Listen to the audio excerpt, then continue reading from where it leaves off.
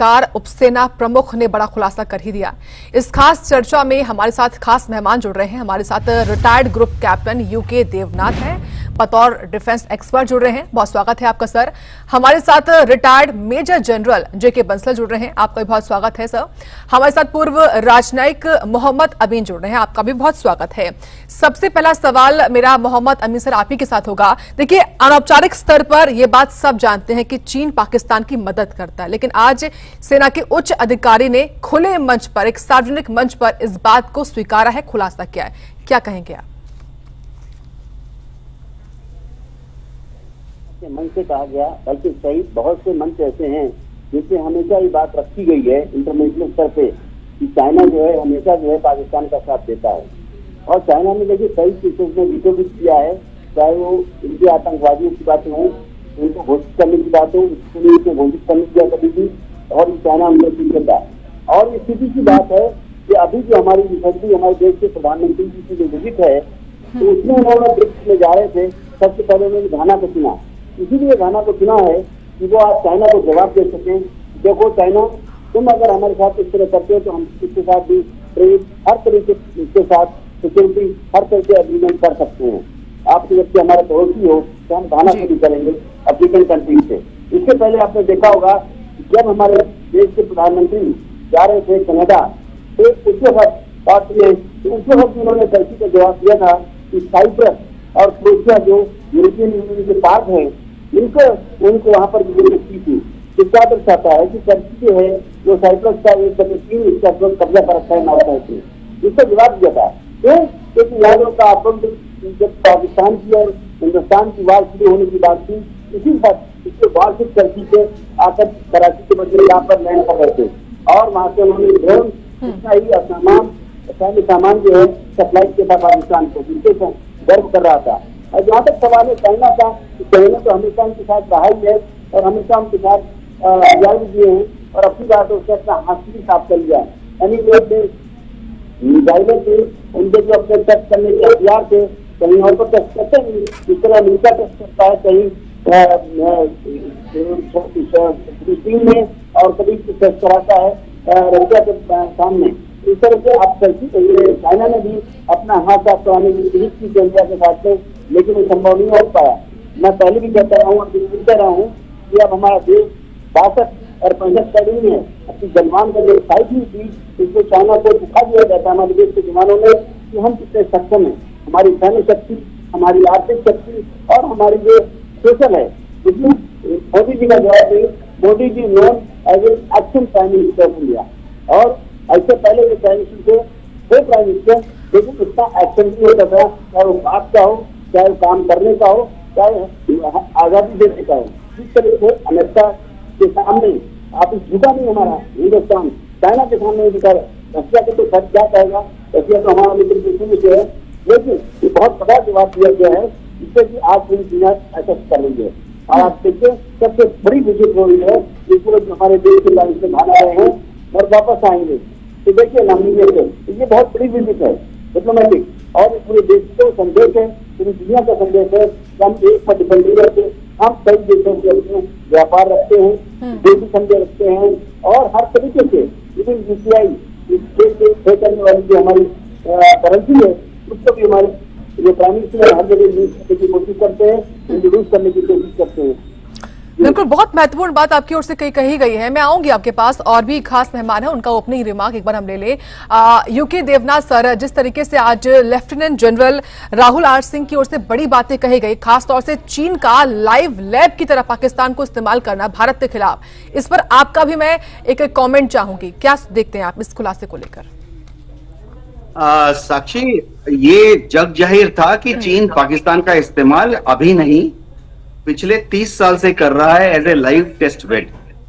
30 साल पहले से ही चीन ने जो हथियार बनाए, इलेक्ट्रॉनिक पद्धति बनाए, रेडार बनाए, मिसाइल दिए, उसने हमेशा पाकिस्तान को दिया ताकि पाकिस्तान उसका इस्तेमाल भारत के खिलाफ जब कर रहा है तो उसकी टेस्टिंग हो जाती है अंडर ऑपरेशनल सर्कमस्टांसेस।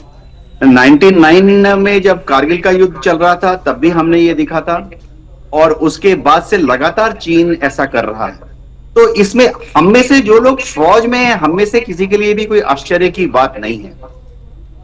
दूसरी बात, चीन क्या लगातार इंटेलिजेंस मुहैया करा रहा था पाकिस्तान को, इसके बारे में हम में से जो फौज में हैं, हम में से किसी को भी कोई आश्चर्य नहीं हुआ कि ये तो जग जाहिर बात है कि ऐसा चीन करता रहा है, करता रहेगा।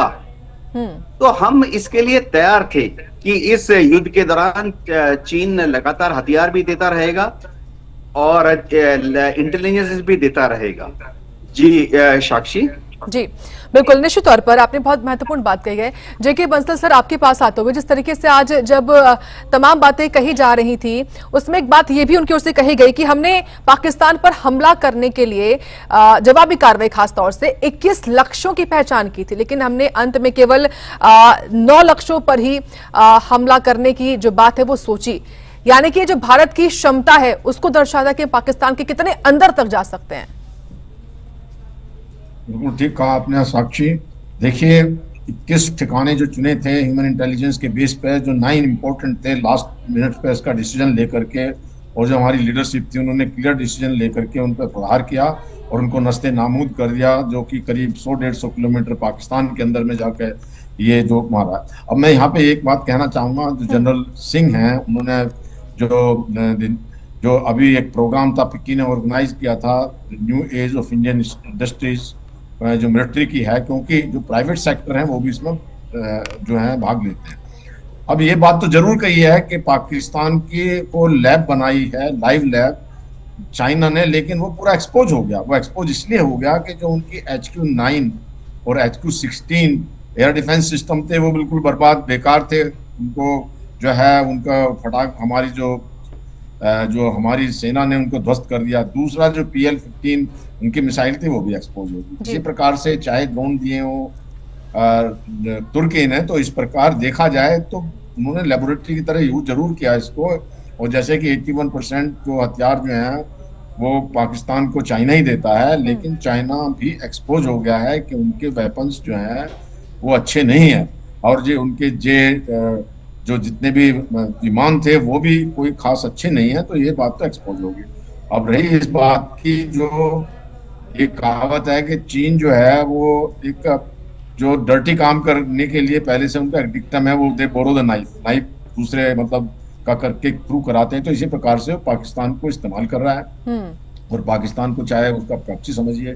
तो ये बात बिल्कुल अभी निश्चित हो गई है कि पाकिस्तान को पूरी मदद की है, और मदद जो पूरा इंटेलिजेंस दिया है। जब वो लास्ट मोमेंट तक जब DGMO की बात हो रही थी दोनों की, तब भी चाइना ने पाकिस्तान को दिखाया कि भारत के जो तैयार हैं अटैक करने के लिए, तो उनके DGMO ने रिक्वेस्ट किया कि जो आपने अभी अटैक करने जा रहे हैं उसको मत करिए। उन्होंने जो वो इतने घबराए हुए थे कि पूछो ही मत, और जो घबराने के उससे जो गुहार लगाई है सीज फायर के लिए, तो ये पाकिस्तान के DGMO की तरफ से लगाई गई है। और भारत का जहां तक सवाल है, भारत में सारी अपनी निर्मित मिसाइल्स हैं, ब्रह्मोस मिसाइल्स है या हमारा आकाश एयर डिफेंस सिस्टम है, जितने पृथ्वी है, वो सब इस प्रकार से हैं, जो कि बहुत इंपॉर्टेंट होता है युद्ध के दौरान में। अगर आप किसी दूसरे के ऊपर डिपेंड करते हैं तो दूसरा कंट्री आपको कितनी मदद करता है, कितनी उसमें आपको सहायता करता है, ये बहुत देखने वाली बात होती है। जैसे देखिए यूक्रेन के अंदर में अभी यूक्रेन जो है दूसरे कंट्रीज के ऊपर डिपेंडेंट है अपने हथियार के लिए, और हथियार के साथ में जो गोला बारूद म्यूनिशन होता है वो भी बहुत इंपॉर्टेंट होता है। अगर अपने कंट्री के अंदर में वो सब कुछ होता है तो ये भारत के लिए बड़ी गर्व की बात है। और सबसे बड़ी बात यह है कि हमारी लीडरशिप इतनी मैच्योर थी कि एस्केलेशन लैडर पे ऊपर पहुंचते हुए बिल्कुल राइट टाइम पे जो ऑब्जेक्ट को अचीव करके युद्ध को बंद किया गया है, ये एक बहुत बड़ा अचीवमेंट है। भारत ने अपने बहुत सारे युद्ध दुनिया में चले जा रहे हैं, कोई किसी को कुछ हासिल नहीं हुआ, भारत ने हासिल कर लिया। उनके 9 ठिकाने तो टेररिस्ट के ध्वस्त कर दिए, 11 ठिकाने उनके जो है मिलिट्री बेसिस को बिल्कुल नस्ते नामूद कर दिया, और एक संदेश दे दिया पाकिस्तान को कि जो है वो आगे से ऐसी हिमाकत करेगा तो पाकिस्तान का नामो निशान मिट जाएगा। और अभी तो हमारी जो नेवी जो मोबिलाइज हो गई थी पूरी, उसका तो यूज हुआ ही नहीं था। अगर नेवी भी इसमें आ जाती तो पाकिस्तान बिल्कुल खत्म हो जाता। तो अब बिल्कुल, और ये भी मैसेज दे दिया कि जो आपका ये जो न्यूक्लियर ब्लफ है या जो ब्लैकमेल है वो नहीं चलेगा। आगे से अगर कोई हमला होता, मैं प्राइम मिनिस्टर ने बोल दिया है, तो ये हमला ये सोचा जाएगा ये आतंकी का हमला नहीं है, ये पाकिस्तान की मिलिट्री का और सीधा अटैक उनके ऊपर होगा। अब की बार तो सिर्फ शुरुआत की थी जो है जो पाकिस्तान में टेररिस्ट थे उनके, अब की बार सीधे मिलिट्री बेसिस उनके अटैक में आ जाएंगे। तो ये बहुत अच्छा, बहुत ही सफल जो है भारत का रहा है। और भारत ने कुछ लेसन भी लर्न किए हैं। लेसन लर्न ये किए हैं कि एयर डिफेंस को बनाना है, बढ़ाना है। जैसे कि जनरल साहब ने भी ये कहा कि जो कुछ सिविलियन हमारी पॉपुलेशन है उसके लिए एयर डिफेंस उतना नहीं है, जैसे कि लग्जरी एक इजराइल के अंदर में आयरन डोम में वो सबको देते हैं, तो मतलब सबको एयर डिफेंस दे देते हैं। दूसरा ये भी देखा गया है कि जो रैम्पेज मिसाइल हमारे पास में इजराइल से थी, उसका जो रेंज कम होने की वजह से अब जो नया एक लोरा मिसाइल कोलैबोरेशन में जो खरीद रहे हैं इजराइल से, इसलिए हैं कि हम अपने कंट्री में होते बिल्कुल सर, अपने आप में भारत सक्षम है और ये भारत ने हर बार हर अवसर पर बताया भी है। और आप ही की बात को मैं आगे बढ़ाऊंगी और मोहम्मद अमीन जी, आपसे मेरा सवाल यही होगा, अब जब चीन की जो नाकाम कोशिश वाया पाकिस्तान उसने की है, क्या इसको ध्यान में रखकर भारत को अब जब भी ऐसा माहौल बनता है तो वो सैन्य कार्रवाई इन सब बातों को ध्यान में रखकर ही करनी होगी?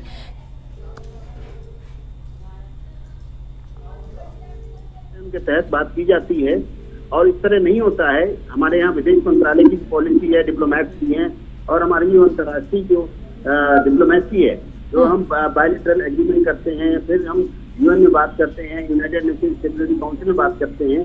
तो आप देखिए हमारा जो भारत है, अब इसका स्तर जो है पहले गिना जाता था, आपको याद होगा, अमेरिका, चाइना और रशिया। आज हमारा गिना जाता है अमेरिका, रशिया, चाइना और भारत, ये इंडिया। इस तरीके से आज हमारी स्थिति हो चुकी है और हमें अब कुछ कहने की जरूरत नहीं है। अपने आप में लोग समझते हैं इस बात को। जिस तरह से आपने देखा कि अभी हाल में पाकिस्तान अपने आप घुटनों पर आ गया और ये जो देश थे वो पीछे हट गए इस बात को कि हम बहुत ताकतवर हैं। तो मैं इसी के साथ आपसे विदा लेना चाहूंगा क्योंकि मुझे दूसरे चैनल पर ले जाना है। Thank you very much. ठीक है, बहुत महत्वपूर्ण बात आपकी ओर से की गई, आपका बहुत शुक्रिया जुड़ने के लिए। जेके बंसल सर, मैं आपके पास आऊंगे, लेकिन उससे पहले यूके देवनाथ जी आपके पास आते हुए सर, सवाल आपसे मेरा यही होगा, जब चीन ने पाकिस्तान को कई जानकारियां लीक की हैं, तो ना केवल युद्ध स्तर पर बल्कि एक राजनीतिक स्तर पर भी भारत का रुख कैसा होना चाहिए, पाकिस्तान के लिए भी, चीन के लिए भी और तुर्की के लिए भी? साक्षी, मैं ये बताना चाहता हूं कि पाकिस्तान के साथ जब युद्ध होगा तो हमें जाहिर बात है युद्ध इस तरह से करना पड़ेगा, युद्ध की तैयारी इस तरह से करनी पड़ेगी कि चीन उसकी मदद करेगा। और इसी तरह से चीन के साथ अगर हमारा कभी कुछ तनातनी बढ़ती है, जैसे कि गलवान में हो गया था, उसके बाद अगर युद्ध होता तो हमें पहले से भी पता था। मतलब कोई अगर बोल दे कि हमें पहले से पता नहीं था तो अतिशयोक्ति हो जाएगी।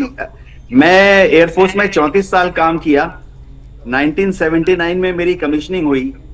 1979 में जब कमीशनिंग हुई तब हमें ट्रेनिंग के टाइम में बताया था कि अगर आपकी चीन के साथ लड़ाई होगी तो पाकिस्तान चीन की मदद करेगा।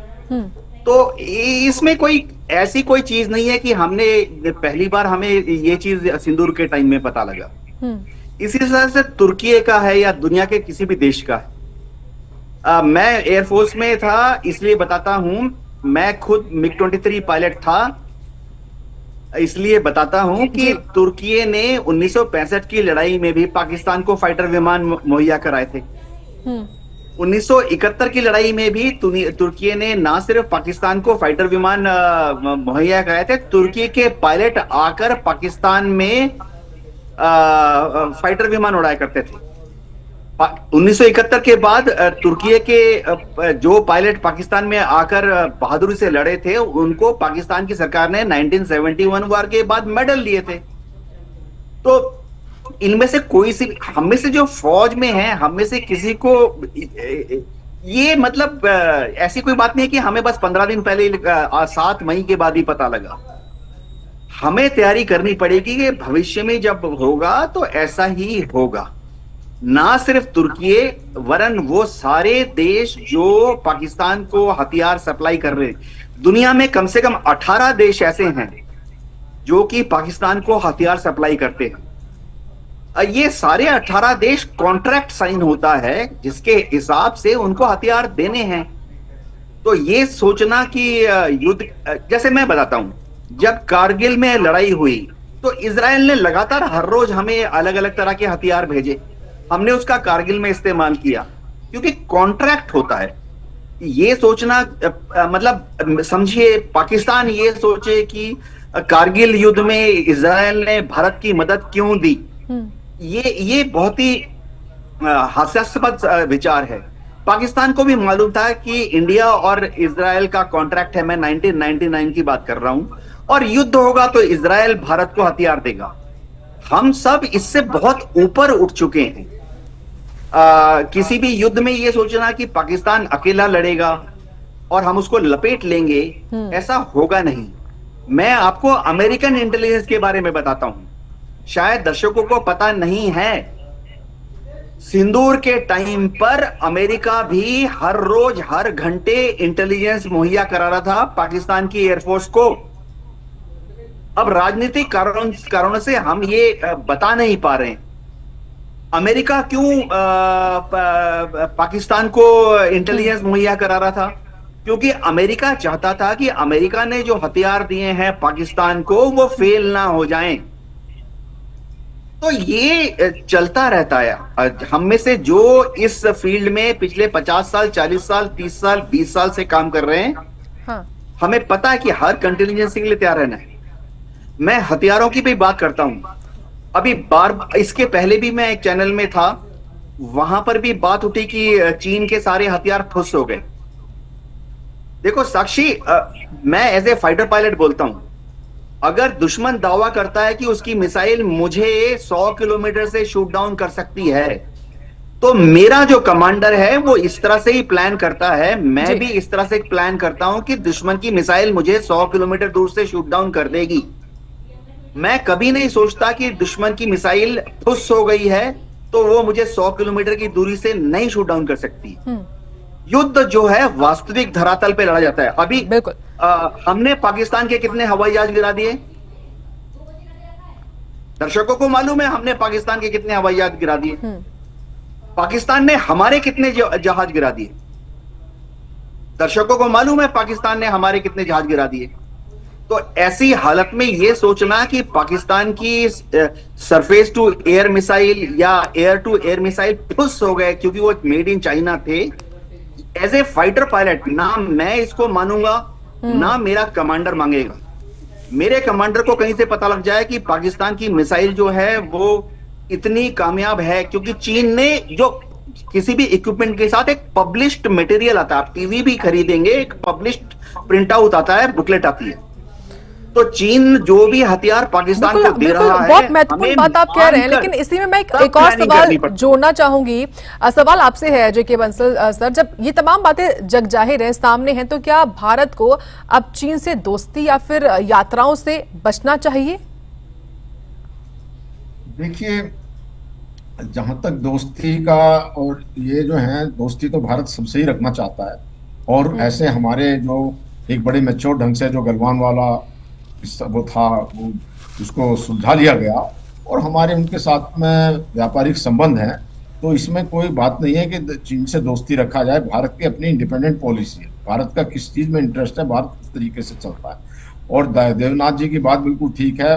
देखिए, ये कहा जाता है कि चींटी के शिकार के लिए हाथी के शिकार की तैयारी होनी चाहिए, दुश्मन को कभी कमजोर नहीं समझना चाहिए। ये तो एक कहावत है, डिक्टम है, ये भी है, लेकिन उसमें जो जीता वही सिकंदर। अभी जो है भारत जीता है इसमें, और भारत ने अपने लक्ष्य को किया है। और पाकिस्तान और उनका जो पाकिस्तान एक्सपोज हुआ है, उनकी तरफ से रिक्वेस्ट आई है, चाइना के हथियार भी एक्सपोज हुए हैं, और जो ब्रह्मोस का जो डिमांड बढ़ी है, जो ब्रह्मोस की डिमांड जो पहले सिर्फ फिलीपींस में ही ऑर्डर आए थे, अभी जो बहुत सारे इंक्वायरी आई हैं उसमें आप वियतनाम ले लीजिए, इंडोनेशिया ले लीजिए, चिली ले लीजिए, अर्जेंटीना ले लीजिए, बहुत सारे ऐसी कंट्री हैं, साउथ अफ्रीका और यूएई वगैरह जो आए हैं। तो इसमें कि आपने भारत कभी किसी अपने इंटरेस्ट को देखते हुए किसी पर कहीं पर भी कोई कंप्रोमाइज करने के लिए तैयार नहीं है। तो आपने जो इस बात को कहा, इस बात से मैं बिल्कुल एग्री नहीं हूँ कि इस बात को देखते हुए या भारत चीन के साथ में चीन के साथ हम सबके साथ दोस्ती रखते हैं, लेकिन जहां हमारा हित जो है उस पर कोई इफेक्ट पड़ेगा, हमारी सॉवरेनिटी पे इफेक्ट पड़ेगा, तो वहां भारत बिल्कुल एकदम मुस्तैद है और भारत इस तैयारी को लेकर चलता है। पहले से हम ये कहते थे कि हमको 2.5 फ्रंट लड़ाई लड़नी है, पाकिस्तान है, चीन है और आदि आंतरिक है। अभी 3.5 हो गई है, क्योंकि बांग्लादेश भी अभी हमारे मित्र कंट्रीज में नहीं रहा और 4200 किलोमीटर हमारी उनके साथ में सीमा लगती है। तो इस प्रकार से देखते हुए भारत अपने मिलिट्रीली, इकोनॉमिकली और जो डिप्लोमेटिकली, कूटनीति में बिल्कुल तैयार है, मुस्तैद है। और किसी भी तरह का अपने, चाहे वो कोई भी कंट्री है, और जहां तक रही हथियार की बात, ये हथियार से किसी देश की कोई वो नहीं होती है। अभी हूं तो हमको रशिया हथियार देता है, और हथियार देने के साथ साथ रशिया का और चाइना का भी हालांकि प्रेशर आता है कई बार चाइना की तरफ से कि जी आप मत ना ही दे, लेकिन वो हमको देता है हथियार, और दोनों की दोस्ती है।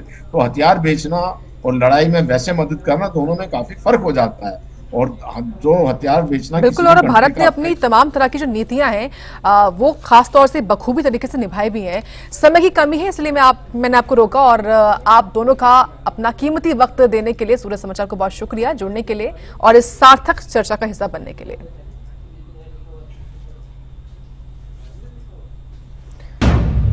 चलिए, इसी के साथ आज सूर्य विशेष में इस खास मुद्दे पर इतना ही। कल फिर होगी मुलाकात एक नए मुद्दे के साथ। आप देखते रहें सूर्य समाचार।